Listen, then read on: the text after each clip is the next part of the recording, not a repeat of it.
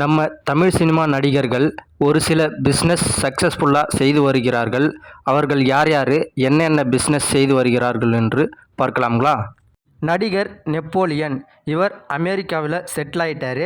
அமெரிக்காவிலே செட்டில் ஆனது மட்டும் இல்லாமல் ஜீவன் டெக்னாலஜிஸ்னு ஒரு சாஃப்ட்வேர் கம்பெனியும் சக்ஸஸ்ஃபுல்லாக ரன் பண்ணிட்டு வருகிறார். அடுத்து நம்ம ஆக்டர் ஜீவா, இவர் 1MBன்னு ஒரு ரெஸ்டாரண்ட் சக்ஸஸ்ஃபுல்லாக ரன் பண்ணிட்டு வருகிறார். இந்த ரெஸ்டாரண்ட் சென்னையில் இருக்குன்னு சொல்கிறாங்க. அடுத்து நம்ம ஆக்டர் ஆர்யா, இவர் சீஷெல் என்ற ரெஸ்டாரண்ட்டை சக்ஸஸ்ஃபுல்லாகவும் ரன் பண்ணிட்டு வருகிறார். இந்த ரெஸ்டாரண்ட்டும் சென்னையில் தான் இருக்குதுன்னு சொல்கிறாங்க.